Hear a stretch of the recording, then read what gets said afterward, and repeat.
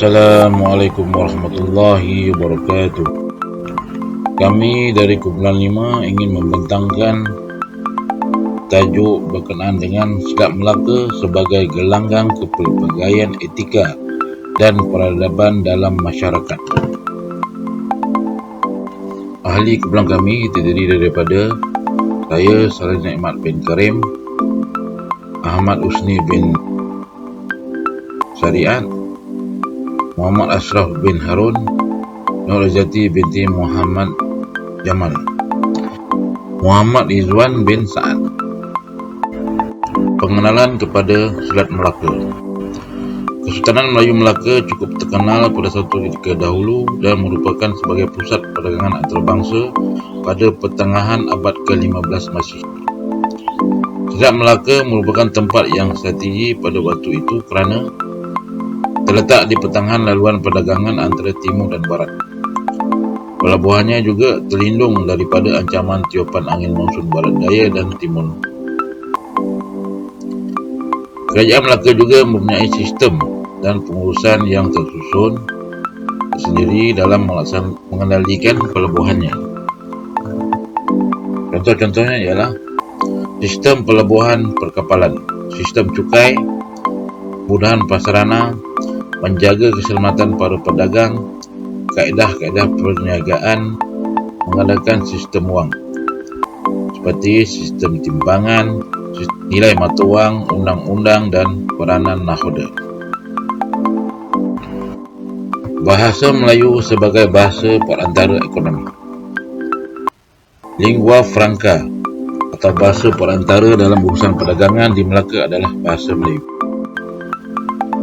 Bahasa Melayu merupakan bahasa pertuturan utama masyarakat di rantau Asia Tenggara. Melaka menjalankan hubungan perdagangan dengan China. China memasarkan barang-barang di Melaka seperti bahan-bahan wangian, permata, sutera, satin, belerang, besi, alat memasak, tembikar dan puluh. Manakala barang utama yang dibawa balik ke China ialah lada, gaharu, candu, rempah dan bahan-bahan tan Nusantara. Terdapat juga pedagang dari Coromandel yang dianggap terpenting kepada Melaka.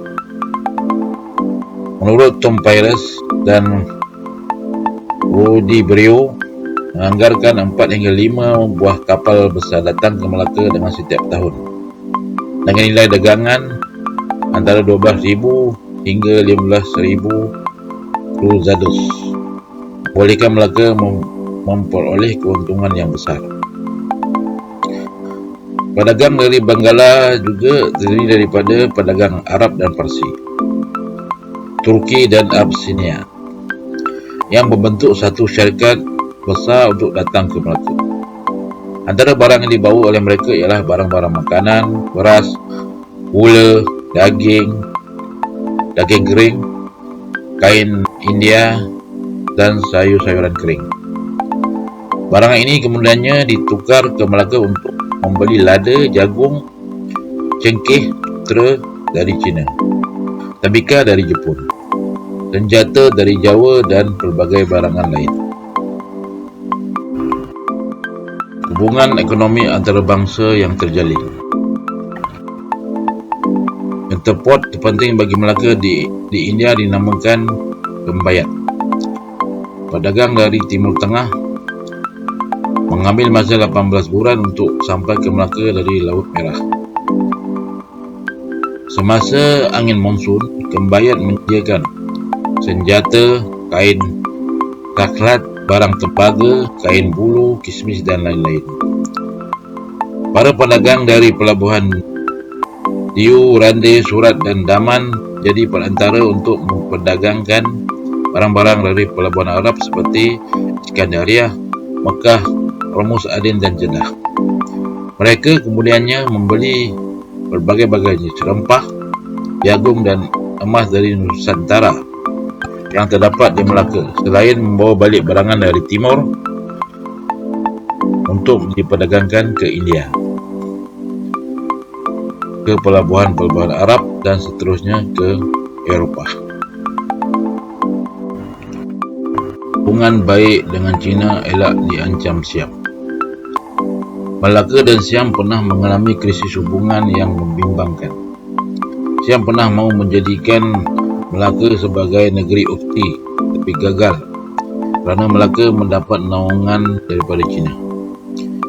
Walau bagaimanapun, atas sebab ekonomi, mereka tetap menjalinkan hubungan yang baik dalam aspek perdagangan. Siam menjadi pembekal utama bahan seperti beras, gula, berbagai-bagai jenis rempah dan kayu kayan ke Melaka. Hubungan antarabangsa amat diawasi oleh Melaka. Contohnya, hubungan Melaka dengan pulau-pulau Jepun amat baik di antara tahun 1460-an hingga 1480-an. Barangan yang mereka bawa dari Jepun ialah seperti kain, sutera, tembikar, pedang, habuk emas dan perak, kipas, kertas dan sedikit makanan.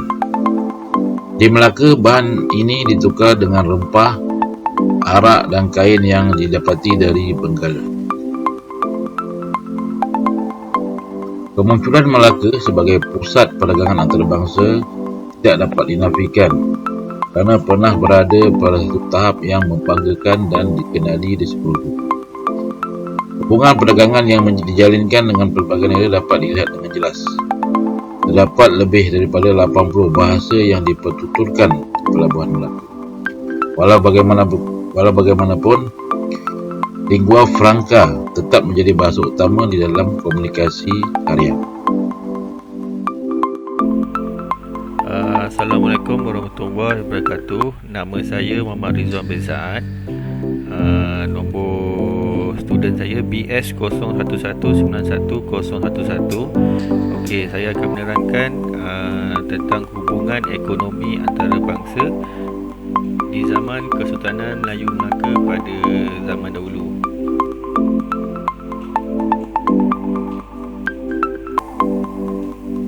Seperti yang kita tahu, Melaka yang menjadi terkenal di pelosok dunia.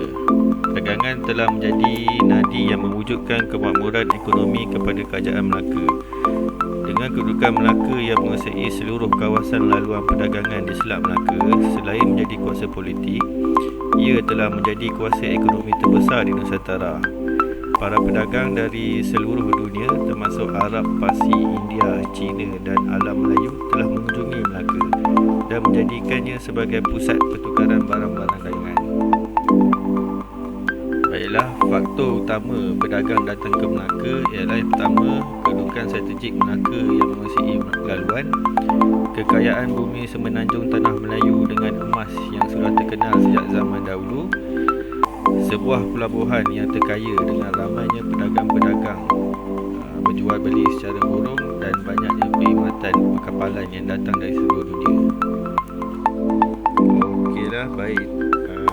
Oleh itu, poin pertama, kedudukan strategik Melaka yang menguasai laluan perdagangan tersibuk di dunia, iaitu Selat Melaka telah menjadikan Melaka sebagai sebuah pusat perdagangan yang tersibuk dan terpenting di dunia dewasa ini. Selat Melaka yang sempit, dalam dan keadaan politik yang aman menjadi nadi ekonomi dunia kerana ia terletak di antara dua pusat tamadun manusia, China di timur dan India di barat. Dari India pula, dunia dihubungkan dengan Arab dan Eropah melalui Mekah dan Aden. Kerana itu juga Nusantara turut dikunjungi oleh para pedagang dari Arab sejak abad ke-6 Masihi lagi.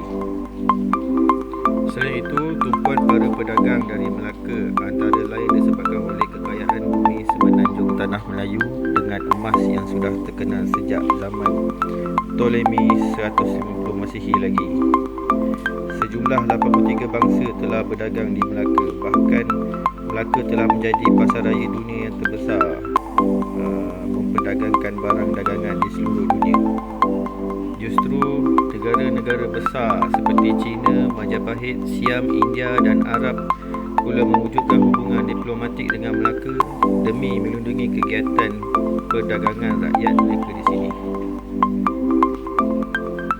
Akhir sekali, kedudukan Melaka sebagai sebuah pelabuhan dan pusat perdagangan yang unggul bukan sahaja mendapat perhatian masyarakat timur tetapi juga orang-orang Eropah di barat.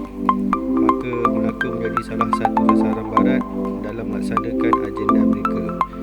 Seorang penulis Portugis yang mengungkapkan mengenai Melaka berkata, Melaka ialah sebuah pelabuhan yang terkaya sekali dengan ramainya pedagang-pedagang yang berjual beli secara borong dan banyaknya perkhidmatan perkapalan yang datang dari seluruh dunia.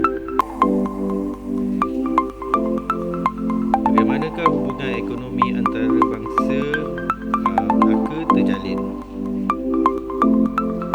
Atribut terpenting bagi Melaka di India ialah kembayat. Para pedagang dari Timur Tengah mengambil masa 18 bulan dari Laut Merah untuk sampai ke Melaka. Semasa angin monsun, mereka bertumpu di Kembayat dengan menyediakan senjata, kain bulu, kain sakat, barang tembaga, kismis dan pelbagai barangan lain. Manakala Kembayat pula berdagang dari Kahirah, Mekah, Aden, Hormuz selain yang datang dari kawasan Timur Mediterranean dan pesisiran Timur Afrika berkumpul berpuak-puak membentuk syarikat sebelum berlayar ke Melaka. Selain itu, Melaka dan Siam pernah mengalami krisis hubungan yang membimbangkan. Siam pernah mahu menjadikan Melaka sebagai negeri ufti tetapi gagal kerana Melaka mendapat naungan daripada China. Walau bagaimanapun, atas sebab ekonomi, mereka tetap menjalinkan hubungan yang baik dalam aspek perdagangan. Siam menjadi pembekal utama bahan seperti beras, gula, berbagai-bagai jenis rempah dan kayu-kayu ke Melaka. Selain daripada Siam dan Timur Tengah, Pegu Burma juga merupakan antara pedagang yang rapat dengan Melaka. Mereka terkenal dari sudut pembinaan kapal. Apabila barang bahan dagangan habis dijual, mereka akan menjual anak-anak kapal kepada saudagar-saudagar di Melaka. Tom Peres menganggarkan sepanjang bulan Februari dan Mac setiap tahun terdapat antara 20 hingga 30 buah kapal kecil datang ke Melaka. Sama ada untuk menjalankan hubungan dagangan ataupun tukaran barang dengan saudagar dari Melaka. Ini menunjukkan bahawa hubungan Pegu dengan Melaka adalah hubungan terus, bukan secara hubungan perantaraan. Akhir sekali, saya akan menerangkan hubungan Melaka dengan pulau-pulau Ryukyu di Jepun. Hubungan Melaka dengan pulau-pulau Ryukyu Jepun amat baik di antara tahun 1460-an hingga 1480-an. Barangan yang mereka bawa dari Jepun ialah seperti kain, sutera, tembikar, pedang, habuk, emas dan perak dan sedikit makanan. Di Melaka, bahan ini ditukar dengan rempah, arak dan kain yang didapati dari Benggala. Okey, sekian daripada saya. Kawan saya akan sambung seterusnya untuk topik-topik yang lain. Sekian, terima kasih. Assalamualaikum warahmatullahi wabarakatuh. Saya Ahmad Husni bin Sarian.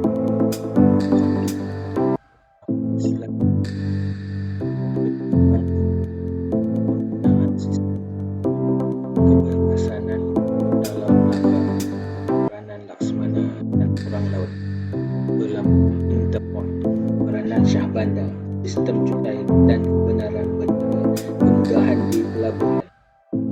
Ini adalah antara faktor baru yang mempengaruhi perkembangan Selat Melaka, iaitu pertama, kedudukan geografi. Sebenarnya Melaka terletak di tengah perjalanan ke barat. Muara Sungai Melaka yang dalam. Pelabuhan Melaka terlindung tiupan angin monsun kerana menjadi titik yang melindungi tiupan angin monsun timur laut, manakala Pulau Sumatera melindungi angin monsun barat daya yang berbentuk ke bumi. Melaka berbentuk ke Bukit Bukau menjadi panduan kapal dagang dan strategik untuk menghati dan mengawasi musuh. Penggunaan sistem mata wang memudahkan urusan perdagangan, penggunaan wang logam diperbuat daripada timah mata wang perak dan timah dibawa dari Pedir, Pasai, Kebayan dan Gujarat. Keberkesanan undang-undang Laut Melaka dibuat bagi melancarkan aktiviti perdagangan, mempunyai 24 fasa antaranya tentang tertib berniaga, hukum jenayah, cara jual beli, larangan dan tanggungjawab anak kapal dan nahoda. Peranan Laksamana dan orang laut. Laksamana menjaga keselamatan para Melaka, orang laut menjaga tugas-tugas perdagangan. Pelabuhan Intraport Melaka sebagai pusat pengumpulan dan pengedar barang dagangan. Peranan Syah Bandar menguruskan pasar dan gudang, menjadi hakim di pelabuhan, menjaga keselamatan dan kebajikan pedagang, menguasakan peraturan keluar masuk kapal, memeriksa alat timbang ikan dan mata wang, menguruskan cukai. Sistem cukai dan kebenaran peniaga. Terdapat dua sistem cukai, iaitu cukai rasmi iaitu cukai tidak rasmi dalam bentuk hadiah. Cukai dikenakan di kawasan pedagang dari Burma, Sri Lanka, India dikenakan cukai 6%. Pedagang dari China, Maluku, Jawa memberi hadiah. Pedagang dari Kepulauan Melayu dikenakan cukai 3%. Kemudahan di Pelabuhan Melaka. Banyak kemudahan menarik yang diberikan oleh Kerajaan Melaka kepada pedagang-pedagang yang datang berdagang ke Melaka. Antaranya tempat penginapan, tempat menjalankan perniagaan, gudang simpanan barang-barang perniagaan disediakan, kemudahan tempat membaiki kapal, sistem kemudahan sukat dan timbang, sumber makanan mudah diperoleh. Sekian, terima kasih.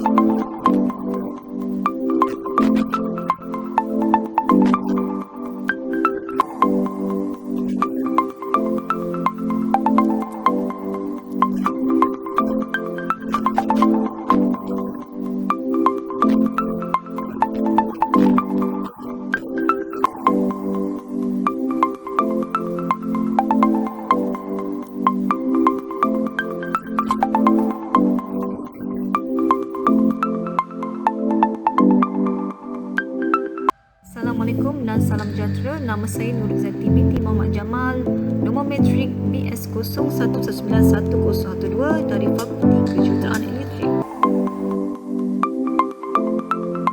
Selat Melaka sebagai gelanggang kepelbagaian etika dan peradaban dalam masyarakat.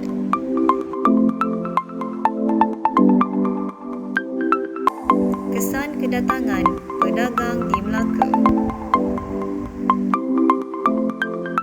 Kesannya ialah wujudnya perkampungan Islam dan adanya orang Islam dari Arab dan India diberi kedudukan dalam kerajaan, iaitu Madam Said Abdul Aziz dari Hijaz dan Tun Ali dari India.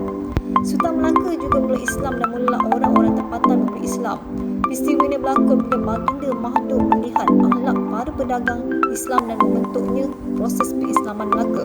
Para pedagang di Melaka juga mula menyebarkan ke pulau-pulau Nusantara seperti Jawa, Maluku, Sulawesi dan lain-lain. Berbeza melalui wilayah daratan di Asia Barat berkembang melalui kapal-kapal pedagang. Kemajuan dan kemakmuran di Melaka menjadi pemangkin dakwah Islamiyah.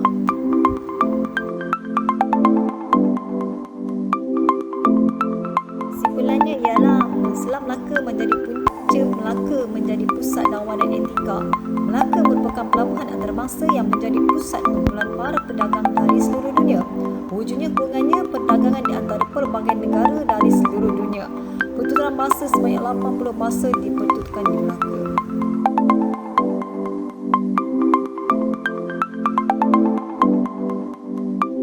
Sekian, terima kasih dari kumpulan kami dan ucapan Assalamualaikum warahmatullahi wabarakatuh.